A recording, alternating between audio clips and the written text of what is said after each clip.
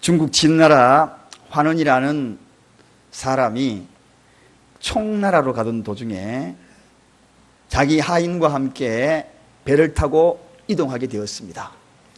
그때에 이 하인이 숲속에서 원숭이 새끼 한 마리를 잡은 거예요. 가면서 심심하니까 가지고 놀려고 원숭이 새끼 한 마리를 잡아가지고 이제 먼 백길을 심심치 않게 가야 되겠다. 그런데 그 새끼를 잡아가는 그 모습을 원숭이 어미가 보고 얼마나 애타면서 울부짖는지 마치 내 새끼 내놔라 내 새끼 내라 하면서 울면서 진짜 그랬는지 안 그랬는지 모르지만 내 새끼 내라라 말하는 것이 아니고 그만큼 애질했다는 거죠. 그래서 배를 타고 가는데 그 옆 강둑을 따라서 계속 따라오는 거예요. 울면서 따라오고 가슴을 치면서 따라오고 그게 너무너무 재밌는 거예요. 인간은 바로 그런 모습도 즐기는 거예요. 그래서 한참 목적지까지 도달한 겁니다. 그래서 목적지 도달하자마자 이 어미가 배 안으로 훌쩍 뛰어들어더니만 거기에서 콱 하고 쓰러져 죽어버리고만 백리를 따라왔대요. 백리를. 그 먼 거리를 따라온 거예요. 그래서 이 한원의 하인이 칼을 빼어서 배를 갈라보니 그 뱃속에 창자들이 다 끊어져 있더래요. 얼마나 마음 저리고 애가 탔으면 그렇게 다 그게 바로 장이 토막토막 났다. 단장이라는 말이 거기서 나오게 된 겁니다. 우리나라에도 이와 같은 비슷한 그러한 말이 있습니다. 그게 바로 애간장이라는 것입니다. 애는 창자라는 그런 뜻입니다. 창자가 끊어진 그 정도의 애탐. 그리고 이 애간장이라는 이 뜻은 우리가 잘 알고 있듯이 수시로 많이 하죠. 내가 애간장이 탄다. 또 어르신들이 과거에 남편들이 쏙쏙이고 노름하러 다니고 술집에 가가지고 돌아오지 않고 그럴 때에 꼭 동네 한두 명이 동네 저기 나무 밑에 앉아가지고 가슴을 탁탁 치죠. 아이고 내 복장 터져 죽는다. 내 복장 터져 죽는다. 그러면서 가슴을 치던 그런 어머니들이 있거든요. 마찬가지로 이 애간장이 탄다는 것은 복장이 터진다는 것입니다. 정말 애간장이 끓어서 창자가 단장이 난다는 것입니다. 저는 오늘 이 본문을 읽으면서 바울 서신 속에서 그 어떤 한 분이 애간장이 타가지고 가슴을 치면서 복장을 치는 그러한 모습을 말씀을 통하여 깨닫게 되었습니다. 그동안에 제가 이 말씀을 로마서를 가지고 많은 설교를 해왔고 읽기도 해왔지만 이번처럼 강렬하게 다가온 적이 없었습니다. 정말 하나님이 애간장 타고 가슴을 치면서 단장, 창자가 끊어질 듯 아픔을 가지고 있는 그 아픔이 오늘 본문에 소개되고 있는 것을 깨달았다는 것입니다. 도대체 하나님이 무엇 때문에 그토록 애간장 탈까? 그토록 가슴을 치실까? 오늘 우리 하나님이 애간장 타고 하는 그 모습을 발견하고 저와 여러분들이 좀 이제는 애간장 타지 말게 하자. 이제는 애간장 타지 말고 복장 치지 말게 하자. 그런 마음을 가지기를 원합니다. 그렇게 바뀌기를 원합니다. 자, 그렇다면 오늘 도대체 어떻게 하나님께서 애간장을 타고 계시는지 본문 9절 우리 다 같이 한번 읽어보겠습니다. 다 같이 읽습니다. 시작. 내가 만일 내 입으로 예수를 주로 시인하며 또 하나님께서 그를 죽은 자 가운데서 살리신 것을 내 마음에 믿으면 구원을 얻으리라. 여러분 이 말씀을 가만히 묵상하면 이 말씀 속에 하나님께서 애타는 음성이 들리지 않습니까? 내가 만일 내 입으로 예수를 시인하면 무엇으로? 주로 시인하면 오늘 주로 시인하지 않는 많은 사람들 향하여 제발 예수님을 주라고 시인을 하라는 것입니다. 이 시인이라는 것입니다. 여러분 당시에 이 주라고 불리우는 호칭은 많은 사람에게 불리워졌어요. 임금을 주라고 부르기도 하고 노예의 주인을 주라고 불리기도 하고 심지어는 자기 남편을 주라고 부르기도 했습니다. 구약에도 아브라함을 향하여 사라가 내 주여라고 이렇게 표현하지 않습니까? 한마디로 이야기하면 많은 사람이 주라고 불리워졌는데 세상에 우리 예수님을 주라고 부르는 그러한 진정의 모습들이 시인하지 않는 자들이 너무나 많더라는 것입니다. 만왕의 왕, 생명의 주관자, 영생을 주신 그분을 주인으로 부르지 아니하고 주라고 부르지 아니하고 주님이라고 부르지 않는 그 흔한 이름을 부르지 않는 이들이 너무나 많다는 것입니다. 더욱이 우리 예수님을 시인하는 것은 세상의 주님과 시인하는 그 모습이 차원이 다른 그런 주님의 이름인데, 그래서 초대교회의 많은 성도들은 주님의 이름을 부를 때마다 그들의 마음을 하나님으로 고백하며 하나님의 성호를 찬양하는 그 벅찬 가슴을 감출 수가 없는 그 이름이 주님이라고 그렇게 고백을 한 것입니다. 여러분, 한마디로 이야기하면 예수를 주로 시인한다. 이 시인이라는 단어를 알면은 내가 과연 주님을 진정으로, 예수님을 진정으로 주라 시인했을까 하는 그 질문을 던지게 됩니다. 오늘 여기에 주라는 이 예수님을 시인한다, 이 시인이라는 뜻은 인정하다, 고백하다, 동의하다, 그런 뜻입니다. 물론 우리가 다 인정하지요. 예수님을 주라고 동의하지요, 고백하지요. 그러나 좀 더 어원을 가지고 그 깊이에 들어가면 놀라운 말씀이 숨어져 있습니다. 한마디로 이야기하면 이 말에는 함께라는 단어와 그리고 로고스, 즉 하나님의 말씀이라는 단어가 어우러져 있는 것이 시인이라는 단어입니다. 즉 다시 말하면 하나님의 말씀 같은 마음으로 고백을 하라, 인정하라, 동의하라, 그런 뜻입니다. 변개치 아니하고 변질되지 않는 그런 마음으로 하나님의 말씀, 그 말씀으로 그 이야기를 동의하라, 예수님을 주라는 것을 동의하라는 것입니다. 이 이야기는 절대적인 진리로 인정하라는 것입니다. 사랑하는 여러분, 예수님을 주라고 시인한다는 것, 좀 더 쉽게 표현하면 내 말은 죽고, 즉 로고스, 하나님의 말씀만이 인정되는 상태에서 인정하라는 것입니다. 다른 말로 이야기하면 우리가 잘 알고 있는 대로 갈라디아서 2장 20절의 말씀이 소개되고 있지요. 내가 십자가에 죽었고, 그런 뜻입니다. 내가 십자가에 죽고, 그럼 누가 삽니까? 예수 그리스도가 살아있는 상태입니다. 즉 이 말은 인간은 죄로 얼룩져 가지고 아무리 우리가 주여 주여 라고 고백을 한다 할지라도 그 고백은 단순히 울리는 괭가리에 불과합니다. 그럼 우리가 정말 어떻게 고백을 해야 하나님이 정말 주라고 시인하는 것을 인정할까 하는 것입니다. 그것은 다른 것이 아니라 내가 십자가에 죽을 때, 내가 십자가에 죽으면 주님이 내가 되어서 고백하는 그 시인이, 하나님의 말씀처럼 들려지는 그 고백이 예수를 주로 시인하는 것이다. 사랑하는 여러분, 저는 오늘 이 말씀을 대하면서 또다시 많은 마음에 무거운 그런 생각을 가졌습니다.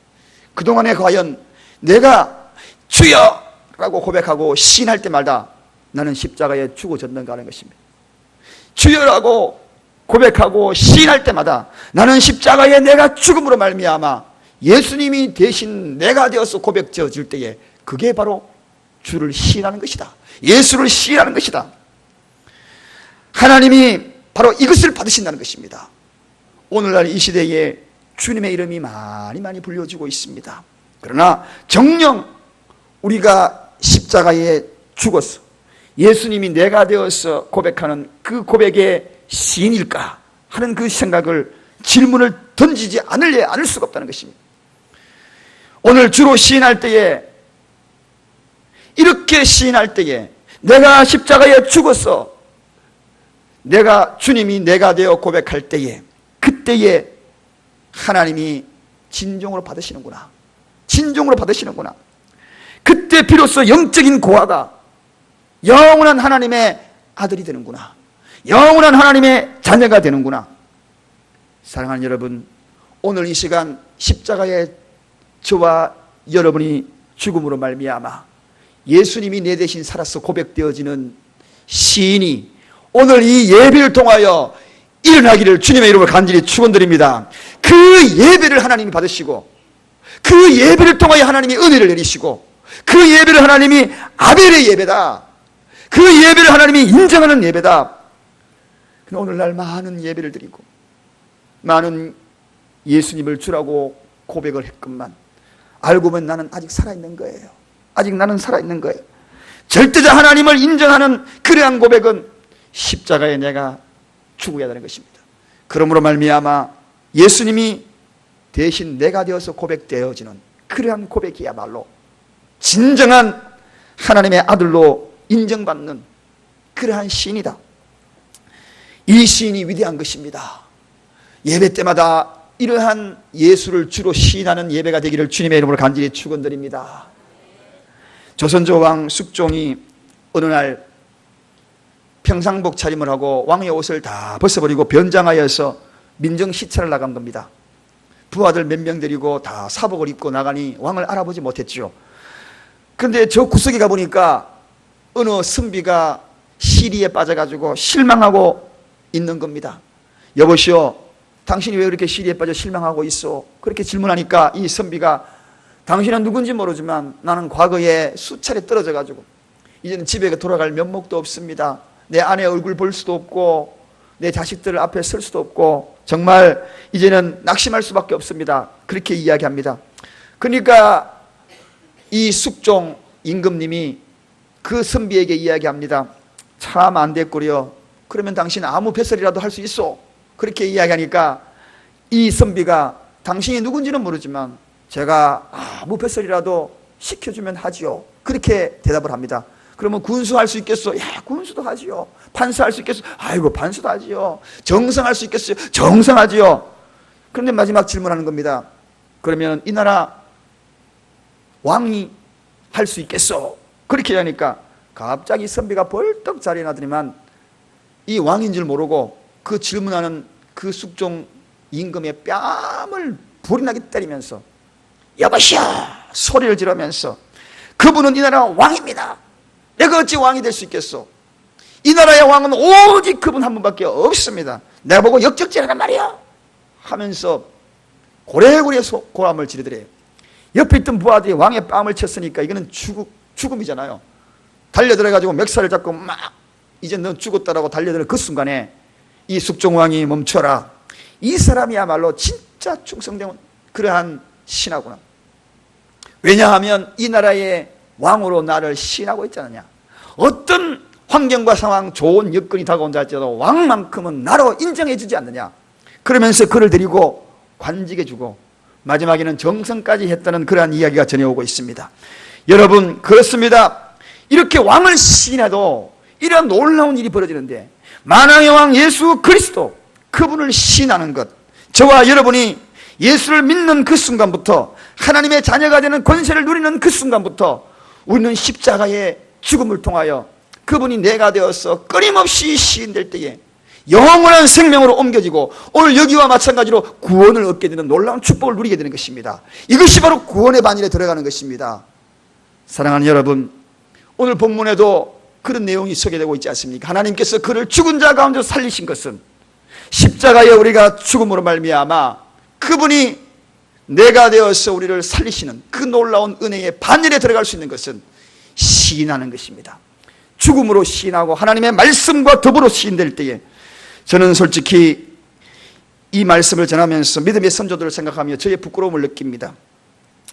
예수님이 부활이 많은 사람에게 전파가 되고 의심 많던 도마가 불가마 앞에서도 예수 그리스도를 시인하여서 결국은 그 불가마 끓는 가마솥에 순교를 당하지 않습니까? 베드로는 십자가에 거꾸로 순교를 당하거든요. 예수를 시인하다가. 그리고 우리가 잘 알고 있는 사도 바울은 단두대에 목이 잘리면서도 예수를 시인했거든요. 십자가에 죽지 아니하면, 내가 죽지 아니하면 시인할 수가 없습니다. 그들은 그걸 알았던 겁니다. 그런데 저의 모습은 너무나도 부끄러웠어요. 조금만 개인적으로 어려움이 있으면 뒷걸음질을 치고 하나님을 원망하고 십자가에 죽지 못하는 여러 가지 성품들, 꿈틀거리는 그러한 성품들이 잔재했음을 느낍니다. 예수를 내 생명이여 주인이여 영생이라고 시인하는 그러한 모습들은 그냥 베드로처럼 자꾸 십자가를 외면하려고 했던 그런 모습이 저에게 있었던 것을 솔직히 고백합니다. 제가 목사이면서도 부끄럽고 초라하게 이럴 데 없었던 그런 제 자신의 이 말씀의 거울에 비춰볼 때에, 야, 아직도 내가 십자가에 죽어지면서 예수를 시인해야 하는데 그러지 못하고 있구나. 여러분은 어떻습니까? 여러분은 어떻습니까?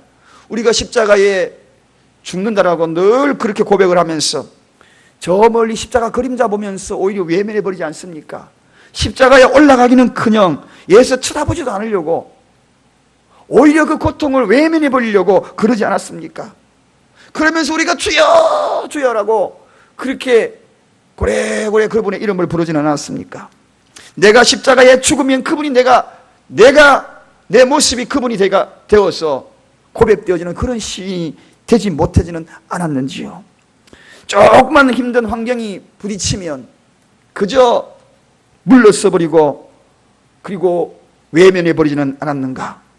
입술을 깨물면서 버텨보려고 했던 우리의 모습은 온데간데 없고 사라지진 않았는가? 근데 저는 최근에 우리 사랑교회 교우들을 바라보면서 많은 도전을 받습니다.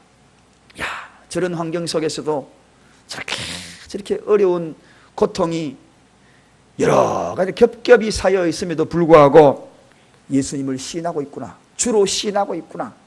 끊임없이 자기를 처복종시키며 죽어가면서 자기를 시인하고 있구나. 위기가 몰려와도 여러 가지 환경에 어려움이 있어도 끝까지 예수님을 주라 시인하려고 몸부림치고 있구나. 그런 성도님을 봅니다. 저분이야말로 이 시대의 베드로다. 저분이야말로 이 시대의 예수님의 제자 도마구나. 사도 바울이구나. 그런 모습을 봅니다. 여러분, 성도와 교회는 절대적으로 우리가 해야 될 일은 예수님을 주라고 시인하는 것, 이거 잊지 말아야 합니다. 이 세상에서 부귀영화 장수 다 누린다 할지라도 우리는 마지막에 누구든지 이 세상을 떠나게 될 것입니다. 악조건을 당하게 될 것입니다. 그러나 끝까지 우리가 해야 될 일이 뭔가? 예수님을 주로 시인하는 것입니다. 그 시인하는 그 예배가 될 때에, 그 시인할 때에 오늘 그를 죽은 자 가운데서 다시 살린다. 십자가에 내가 죽을 때에 그를 죽은 자 가운데 다시 살려 구원을 얻으리라. 할렐루야. 교회의 화려함이 문제가 아니라 십자가에 죽음이 있는 그 교회가 성숙한 교회예요. 성숙한 성도요. 오락가락하는 우리의 신앙이 되지 아니하도록 오늘도 끊임없이 십자가에 나를 죽으며 주님을 시인하는 저와 여러분의 시를 간절히 축원드립니다. 두 번째입니다. 우리 하나님이 애타하는 것이 있습니다. 어떤 것을 애타하시느냐? 주의 이름을 부르지 않는 것을 본하여서 너무나 애타하십니다. 주의 이름. 오늘 본문 13절 우리 다 같이 한번 읽어보겠습니다. 13절 다 같이 읽습니다. 다 같이 읽습니다. 시작. 누구든지 주의 이름을 부르는 자는 구원을 얻으리라. 누구든지 주의 이름을 부르는 자는 구원을 얻으리라. 요엘 2장 32절에는 선지자 요엘을 통하여서 이스라엘 백성들이 하나님의 진노를 통하여 멸망당할 것을 예언하고 있습니다. 그러면서 오늘 이 말씀을, 동일한 말씀을 던지지요. 주의 이름을 부르는 모든 자들에게는 하나님께서 구원을 베푸실 것이라. 그렇게 얘기합니다. 하나님의 이름을 부르는 자들은 구원을 얻으리라. 여러분, 지난 금요일 날 우리는 기도 시간에 늘 의뢰하는 이름을 부릅니다. 주여 주여 주여. 우리 3번 부르고 기도하십시다. 주여 이름 부르고 기도하십시다. 그래서 주여 주여 통성으로 기도합니다.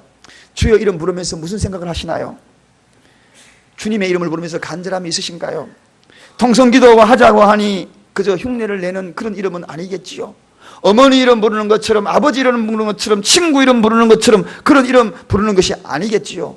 구원자로 부르고 있으니까 주의 이름을 부르는 자는 구원을 얻으리라.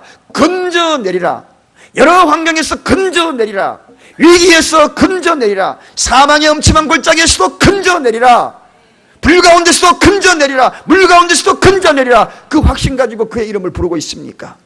사랑하는 여러분, 이 나라 위기를 당할 때마다 주의 이름을 부르면, 이스라엘 백성들이 위기를 당할 때마다 백성들이 모여서 주의 이름을 불렀다고 그랬어요. 그때마다 위기에서 하나님께서 건져주는 것을 보게 됩니다. 가정에 위기를 당할 때마다 주의 이름을 부르십시오.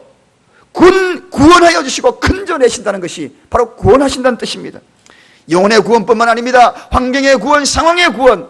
주의 이름은 능력 있는 이름이신 것입니다. 다윗이 이것을 알았습니다. 주여 하라는 이 이름 속에는 우리의 신앙의 고백이 다 있고 내 사상이 있고 내 철학이 있고 압축된 기도입니다. 그 이름은 능력 있는 이름이에요. 그래서 다윗이 언제나 어려울 때마다 주의 이름을 불렀어요. 바위신 하나님이여, 산성이신 여호와여, 요새가 되신 여호와여, 나를 숨기시는 여호와여 하면서 주의 이름을 불렀어요. 시편 9편 10절에 여호와여 주의 이름을 아는 자는 주를 의지하오니 이는 주를 찾는 자들을 버리지 아니함이라. 주를 찾는 자, 주를 의지하는 자, 그 이름을 아는 자는 그를 부를 수밖에 없다는 것입니다. 여러분 그 이름을 아십니까? 그래서 다윗이 반석이라 요새라 나를 건지는 자라 그렇게 주의 이름을 불렀던 것입니다. 그 이름이 얼마나 아름다우면 다윗이 이런 노래를 불렀겠어요. 여호와 우리 주여 주의 이름이 온 땅에 어찌 그리 아름다운지요. 어떻게 그렇게 아름다운지요. 너무나 위대한 그 이름, 신앙 고백을 넘어서 간절히 기도하는 주의 이름. 여러분 어떤 위기에 있습니까? 어떤 아픔이 있습니까?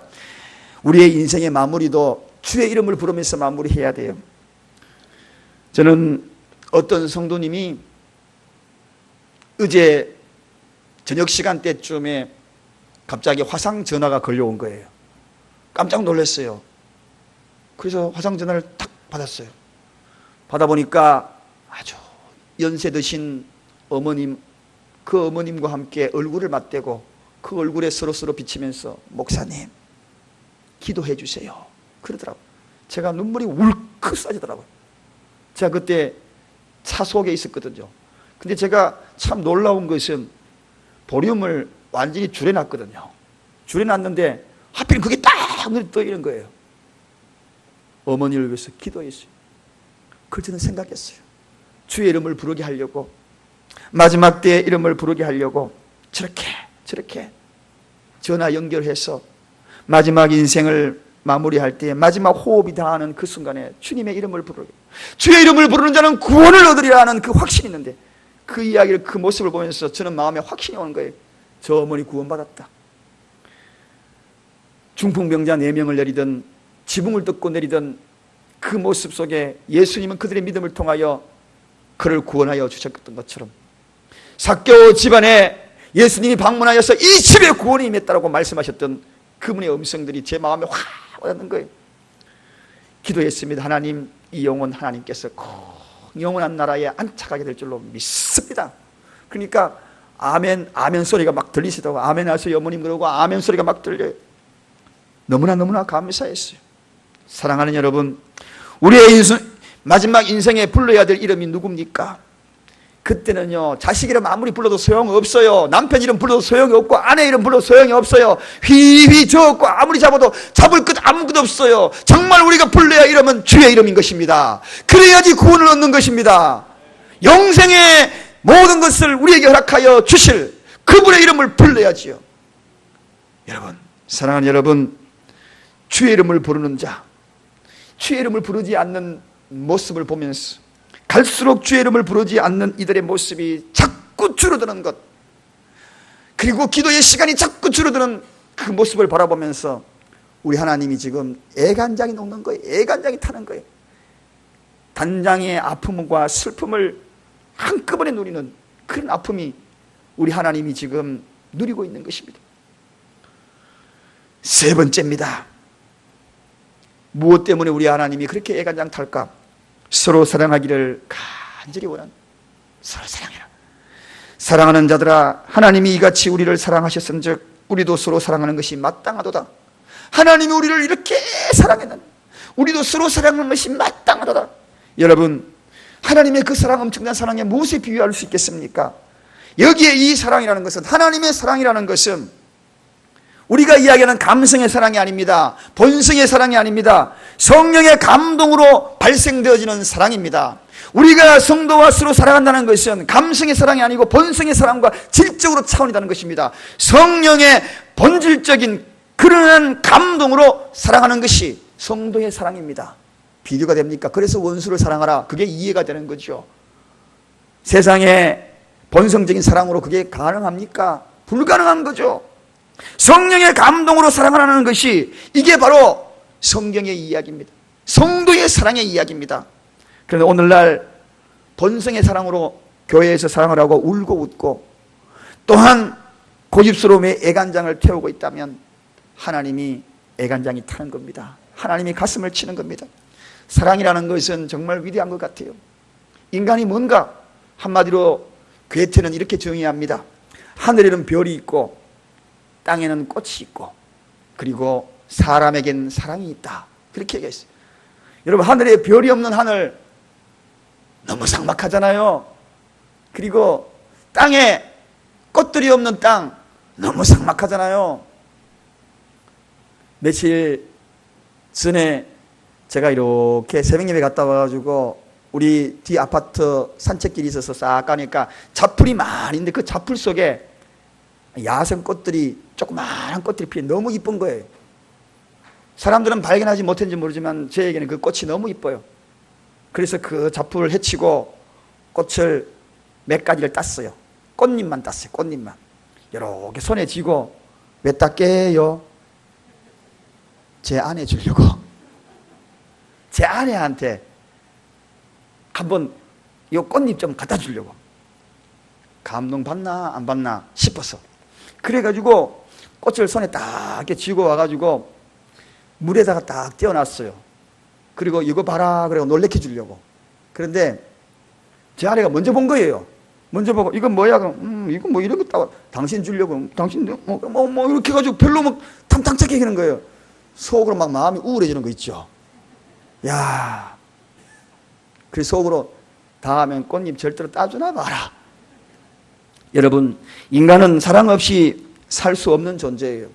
누구나 다 사랑하고 누구나 다 사랑받고, 그래서 서로라는 단어가 성경에 나오는 이야기입니다. 서로 사랑하고, 만일 나를 사랑하는 사람이 없고요, 또 나의 사랑을 받을 사람이 없으면 사람은 외로움과 고독에 빠집니다. 그래서 작년 해마다 한 해마다 고독사하는 사람이 1000명이 넘는다 그러지 않습니까? 며칠 전에도 45세 된 분이 고독사했대요. 발견이 6개월 넘어가지고 완전히 뼈밖에 안 남았다. 아무도 고독사에서 밥 못 먹어서 죽은 게 아니에요.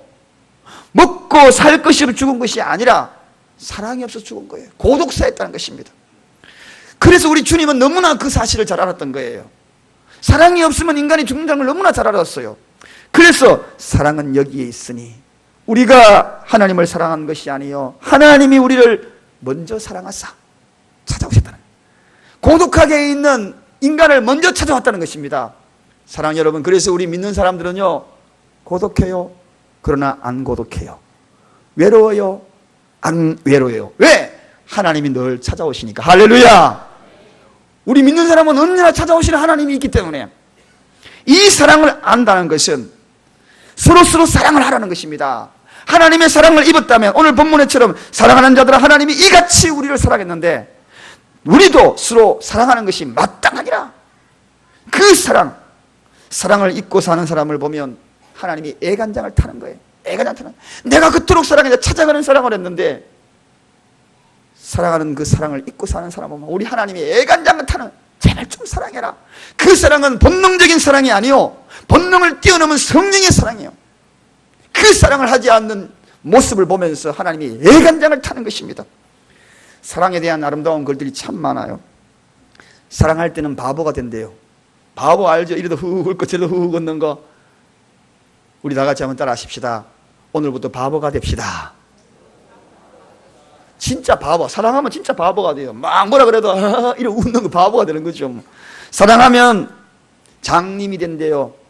늘 지적하는 눈빛이 장님 되니까 안 보이는 거예요. 사랑하면 기머거리 같는데요. 잔소리 막 해도 그게 잔소리처럼 안 들려. 뭐로 들려요? 노래가락 소리로 들려. 사랑의 고백처럼 들려. 사랑하면 벙어리가 된대요. 그냥 하고 싶은 말 막 써다가도 사랑하니까 벙어리가 된대요. 사랑하면 누구나 꽃이 된대요. 꽃이 뭡니까? 예쁘게 피잖아요. 그리고 향기를 내잖아요. 사랑하면 시인이 된대요. 시인은 아름다운 말을 쓰려고 그럽니다. 예쁜 말을 쓰려고 그래요. 사랑하면 마지막에는 진짜 감동이에요. 울보가 된대요. 저 감동을 잘 받아요. 정말 하나님을 사랑하면 오늘 이 시간에 하나님의 그 메시지, 오늘 성경을 통하여 우리에게 사랑의 고백하는 그 애간장 끓는 그 목소리를 듣고 하나님의 말씀을 듣고 가슴이 찡 오는 거예요. 사랑하면 울보가 되는 거예요. 울보가 되는 거예요. 일반적인 사랑은 이기적이에요. 자기중심인 것입니다. 성도의 사랑은 본성적인 사랑이 아닙니다. 그런 사랑과 차원이 다른 것입니다. 예수 그리스도의 피의 흔적이 있는 사랑입니다. 그분의 가슴과 심장을 열었어 우리의 심장에 쏟아놓은 그 피의 사랑입니다. 하나님의 전부이신 독생자 예수 그리스도를 우리 가슴에 다 쏟아놓은 그 사랑입니다. 그래서 사랑하는 사람들아, 사랑하는 자들아, 하나님이 같이 우리를 사랑하셨은즉 그런즉 너희도 서로 사랑하라. 서로 사랑하는 것이 마땅하니라. 그렇게 이해하는 것입니다. 여러분, 우리가 사랑하지만, 사랑 타령을 하지만 가짜 사랑이 너무나 많은 것 같아요. 가짜 사랑이 너무나 많은 것 같아요. 오늘 이 시대의 가짜 사랑, 그 사랑을 하는 모습을 보면서 하나님이 애간장 타는 거예요. 저런 사랑이 아닌데, 저런 사랑을 하고 있는 이 얼룩진 이 시대의 교회를 바라보면서, 믿음의 삶을 바라보면서, 저와 여러분을 바라보면서 행여나 그런 사랑일까 봐 애간장이 타는 거죠. 성령의 사랑은 그런 사랑이 아니라고. 마땅한 사랑을 하라고. 마지막 네 번째입니다. 기쁜 소식을 전하는 그러한 모습이 되어라고. 기쁜 소식이 뭡니까? 복음이거든요. 애간장이 타는 거예요. 하나님은 복음 전하라고. 14절 다 같이 본문 읽겠습니다. 다 같이 읽습니다. 시작. 그런즉 저희가 믿지 아니하는 일을 어찌 부르리요? 듣지도 못한 일을 어찌 믿으리요? 전파하는 자가 없이 어찌 들으리요? 전파하는 자가 없으면 어찌 들으리요? 전하지 않는 모습을 보면서 어찌 하면서 애간장이 타는 거예요. 사랑하는 성도 여러분, 저와 여러분 하나님의 대사라는 걸 잊지 마십시오. 대사, 하나님의 이름을 가지고 파송된 선교사라는 것입니다. 복음이 무엇입니까? 이 세상에 복음만큼 기쁜 소식이 어디에 있겠어요? 영벌에서 영생으로 옮겨지는데 이보다도 형벌에서 지옥에서 천국으로 옮겨지는 이 놀라운 소식, 기쁜 소식이잖아요. TV 광고 중에서 어느 날 변비 광고가 나오더라고요. 변비 해결한다고. 기쁜 소식이라고. 이러면서 광고 나와, 변비 광고. 근데 그 광고료 TV 제일 인기 있을 때 광고료가 얼마인지 아십니까? 1초에 150만 원, 15초에 1,500만 원, 1,500만 원. 변 잘 사도록 하는 것이 기쁜 소식이라고. 1,500만 원 들어가 15초에 들이면서도 기쁜 소식 전하는 거 막 전하는 거예요. 그거보다 돈 더 많이 들어가는 광고가 있어요. 미국의 슈퍼볼, 풋볼 결승전 경기하는데요. 1초당 1억 6천만 원 광고료. 10초 하면은 16억이에요. 어마어마한 광고료죠. 1초 짝 그럼 1억 6천만 원이 날아가요. 그럼에도 광고예요. 기쁜 소식을 막 전하는 거예요. 이거 제발 사라고. 이거 정말 좋은 거라고. 그런데 그거보다 더 기쁜 소식이 뭡니까? 인간의 생명은 천하보다도 귀하다 그랬어요. 물질과 비교될 수 없습니다. 생명과 비교될 수 있는 것이 더 기쁜 소식이 어디에 있습니까? 여러분, 제 입 요거 있죠? 좀 못생겼죠? 입이 약간 싹 나와가지고 이빨도 약간 뻐덩이리 나와가지고. 그렇지만 얼마나 비싼 입인 줄 아십니까? 오늘 1초 계산할 수 없는 영생의 복음을 선포하는 거예요. 지구 몇 개, 우주 몇 개 바꿀 수 있는 이야기를 지금 막 써놓잖아요. 비싼 겁니다. 비싸요. 야, 집에 가서 정말 한번 쓰다듬어 줘야 되겠어요. 여러분, 복음을 전하는 여러분의 입 얼마나 비싼 줄 알겠어요? 여러분이 입술을 떼어서 전도한다는 그 복음을 전하는 그 입은요, 천하를 구하는 것이기 때문에 1억 6천만 원, 아이고, 그거 비교가 안 돼요. 1시간 이야기하고 전도했다면 어마어마한 값을 지불한 것입니다. 그 어마어마한 값을 지불할 이 가치 있는 입술을 가진 자들이 누구냐? 저와 여러분이에요. 오늘 집에 가가지고 거울 보면서 립스틱만 예쁘게 바르지 말고 그 립스틱 바르면서 이건 예수 그리스도의 보혈의 피야. 그리고 이 입술로 복음을 전해야 돼. 이걸 전하지 않는 것이 싸구려 입이 아닙니다. 우리 입은 싸구려 입처럼 해가지고 쉽게 생각해서 위대한 소식은 전하지 아니하고 쓸데없는 이야기, 소문들 전하기에 급급하는 그런 입술이 아닙니다. 복음 전하는 입술입니다. 가치 있는 입술입니다. 수억 수천만 이 우주하고도 안 바꿔주는 그런 입술입니다. 할렐루야. 그런데 가끔씩 여는 입을 때리잖아요. 사랑하는 여러분, 그런데 우리가 복음을 전하지 않는 입술이 되면 하나님이 애간장을 타는 거, 저 귀한 입술 가지고 지금 뭐 하는 건지 모르겠다고. 우리가 찬송가 이런 찬송가 부르잖아요. 이 기쁜 소식을 온 세상 전하세. 이 기쁜 소식을 온 세상 전하세. 근데 이때까지 수십 년 신앙생활하면서 이 기쁜 소식을 한 명도 안 전했네. 그런 사람 너무나 많거든. 기쁜 소식이 목이 터지라 하면서 찬송가는 부르면서 그 모습을 보면서 하나님이 애간장 타는 거예요. 사랑하는 여러분, 누구나 인생의 마지막을 맞이합니다. 우리의 소망이 누굽니까? 예수 아닙니까? 예수 아닙니까? 1700년대 후반에 영국에 살았던 톰 네이디 목사님이 어느 날 맨딥이라는 계곡을 통과하여서 길을 가는데 갑자기 폭우가 쏟아진 겁니다. 계곡물이 범람해 옵니다. 이제 목숨이 위태위태합니다. 폭풍우가 몰아칩니다. 피할 곳이 없어서 겨우 바위 틈으로 피했어요. 이제 나 죽었구나. 많은 사람은 그렇게 생각하는데 갑자기 이 목사님의 마음에 평안이 밀려오더래요. 평안이 밀려오더래요. 여러분, 그런 상황에서 평안이 밀려온다는 건 참 웃기잖아요. 그러면서 갑자기 시상이 막 떠오르더래요. 뒷주머니에서 명함, 구겨진 명함에다가 거기다가 몇 자 적었대요. 시상이 떠올라가지고 그 적은 것이 이겁니다. 만세반석 열리니 내가 들어갑니다. 창의 허리 상하여 물과 피를 흘린 것 내게 효험되어서 정결하게 하소서. 살아생전 숨쉬고 죽어 세상 떠났어. 거룩하신 주 앞에 끝날 심판당할 때 만세반석 열리니 내가 들어갑니다. 밖에는 폭포가 막 몰아치는데 아니 이 목사님에게 시상이 이렇게 또 평안이 밀려오더라. 왜 그럴까요? 복음입니다. 복음이에요. 그 바로 유명한 찬송가 188장 찬송인 것입니다. 영국의 유명한 알버트 왕자, 그가 죽어갈 때에 그에게 주변에 있는 사람에게 이야기합니다. 나에게 찬송을 들려다오. 만세반석 열리니 내가 들어가면 이 찬송을 불러다오. 옆에 사람이 그 찬송을 불렀대요. 그리고 그 유명한 윌리엄 글라드스톤이라는 수상이 죽기 전에 유언을 했대요. 그 유언은 내 장례식에서 바로 그 찬양을 불러달라고. 그래서 그분이 장례 치를 때 많은 사람들이 만세반석 열리니 내가 들어갑니다. 살아생전 숨쉬고 죽어 세상 떠나서 거룩하신 주 앞에 끝날 심판당할 때 만세반석 열리니 내가 들어갑니다. 할렐루야. 여러분, 사랑하는 여러분, 죽어가면서도 부를 찬송이 있습니다. 누구에게? 복음 있는 자들에게 이 복음을 전해야 하는 것입니다. 이 복음을 전하지 않는 만세반석 활짝 열고 마지막 죽음에도 들어갈 곳이 있는 그곳, 활짝 열고 힘있게 들어갈 수 있는 그곳이 있는 그 복음을 전하지 않는 것이 안타깝다는 것입니다. 가슴을 치는 것입니다. 여러분, 하나님이 안타깝게 생각하는 게 뭔지 아십니까? 예수 안 믿는 것보다도 알고 있으면서도 안 전하는 것을 더 안타깝게 여기는 것입니다. 예수, 오직 예수, 영생의 길을 제공하는 오직 예수, 그분을 전하기를 원하시고 계신데 오늘 지금도 애간장이 타는 겁니다. 시커멓게 타들어가는 것입니다. 이 기쁜 소식을 온 세상 전하세. 마음을 정리합니다.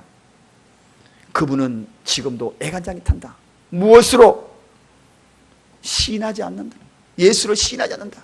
내가 십자가에 죽어서 시인해야 되는데 뻗지기 살아가지고 예수 주여 주여 주여 주여 주여 주여. 진짜 시인은 그런 것이 아니야. 내가 십자가에 죽어서 시인하는 것이야. 주의 이름을 간절히 부르라고, 그의 이름을 부르라고, 압축된 신앙 고백이 있는 그의 이름을 부르라고, 구원이 있는 이름을 부르라고. 부르지 않는 걸 벌써 애간장이 탄. 서로 사랑하라고. 하나님이 우리를 이같이 사랑했는데 우리도 서로 사랑하라고. 사랑하라고. 무슨 사랑? 성령의 감동을 하는 사랑, 본질적인 세상의 본성의 사랑이 아니라 차원이 다른 그런 사랑, 성도의 사랑을 하라고. 하나님이 애간장을 타고 무엇으로?